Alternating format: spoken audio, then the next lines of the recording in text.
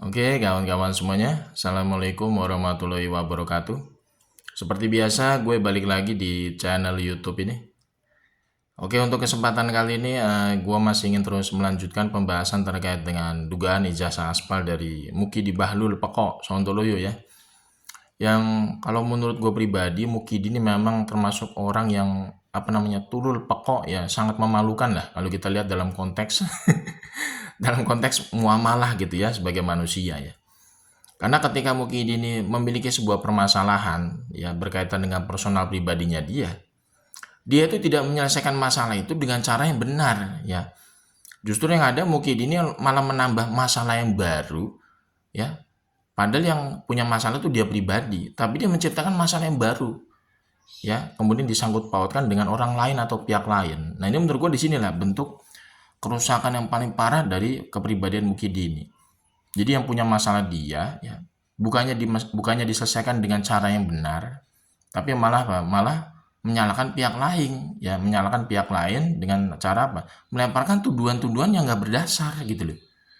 Ya, ini kan Mukidi kan sebenarnya simpel ya terkait dengan kasus ijazah aspalnya dia. Harusnya treatment atau problem solving yang harus dia lakukan untuk menyelesaikan kasus ijazah aspalnya dia ini kan sangat mudah.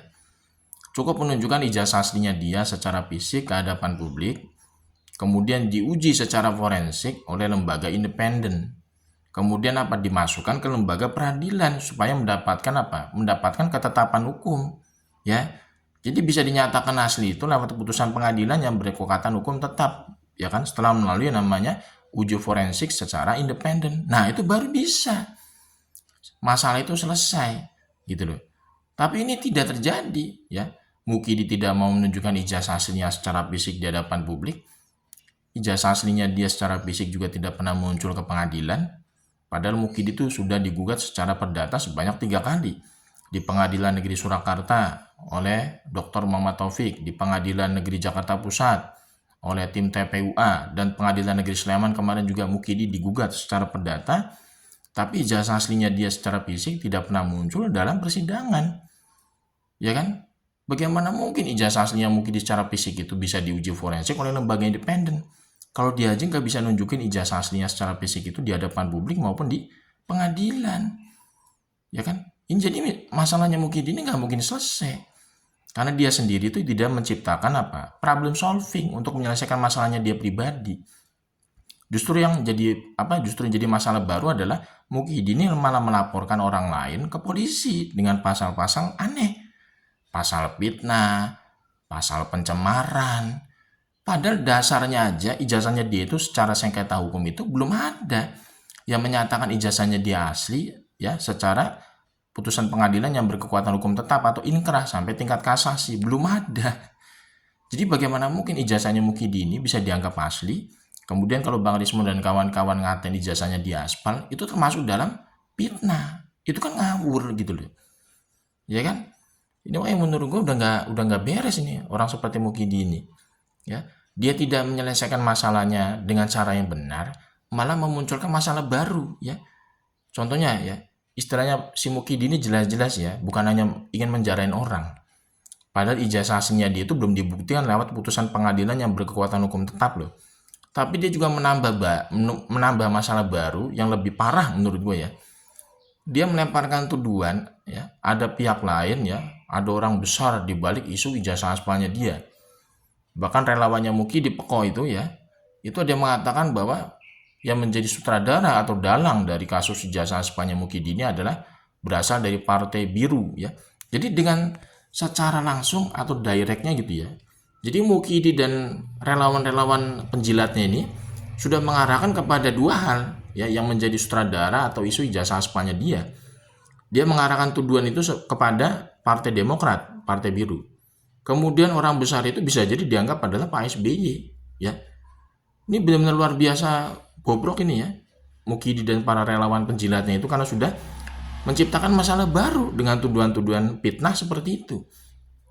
Nah, yang pantas dikenakan pasal fitnah ini adalah Mukidi dan para penjilatnya itu, relawan-relawannya itu. Karena dia sudah mengatakan bahwa ada orang besar yang menjadi sutradara di balik isu ijazah aspalnya dia. ada Partai Biru yang menjadi backingan atau apa namanya sutradara dalang dari isu ijazah aspanya dia, itu sudah mengarah kepada fitnah karena dia tidak bisa membuktikan ya mana orang besar yang disebut sebagai sutradara itu, Partai Biru yang mana, Hah? Yang dianggap sebagai dalang dari isu ijazah aspanya dia.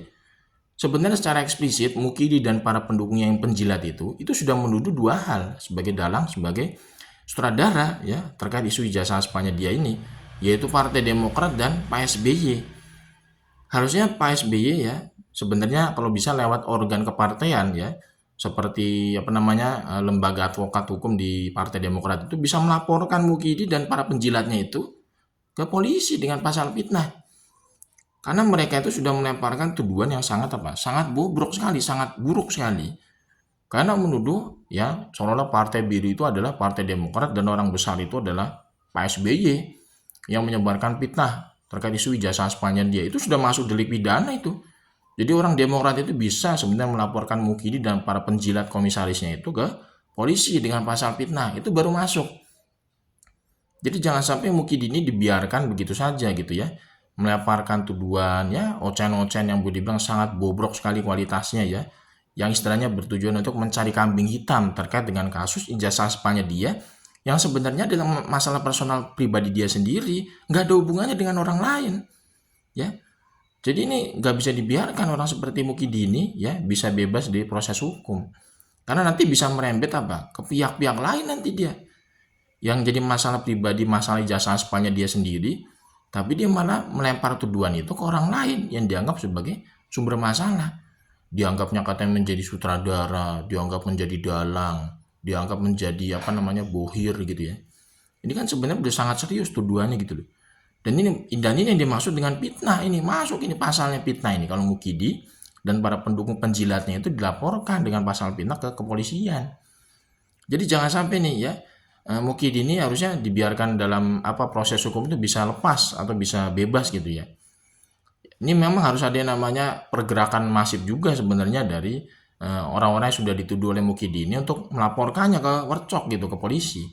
Contoh Partai Demokrat ya, Partai Biru gitu ya yang sudah dituduh macam-macam oleh Mukidi ini bisa sebenarnya ya bergabung dengan tim TPUA, bergabung dengan Bang Rismon gitu ya untuk melaporkan Mukidi ini secara hukum ya. Supaya apa? Supaya orang seperti ini tuh nggak bisa seenak udele dewe ya mencari kambing hitam atas permasalahan pribadi dia sendiri. Ya, yang bermasalah kan ijazah aspanya dia. Kenapa orang lain yang dianggap sebagai dalang, sebagai sutradara dalam isu ijazah aspanya dia, itu kan nggak masuk akal. Yang bermasalah ijazah aspanya dia, yang bermasalah itu kan ijazah aspanya dia sendiri. Kenapa yang lain-lain malah dibawa-bawa gitu kan ya? Itu kan sangat memalukan gitu loh. Seperti apa ya, nggak punya rasa malu, nggak punya rasa apa ya, ya boleh dibilang bobrok sekali lah kalau kita perhatikan kepribadiannya Mukidin. Gue sampai kehabisan kata-kata gitu untuk apa? Untuk menjawab atau istilahnya tuh ya boleh dibilang mengatakan banyak hal terkait kepribadiannya Mukidi yang benar-benar memang udah nggak layak lah kita jadikan sebagai apa namanya bagian gitu ya dari legasi bangsa ini.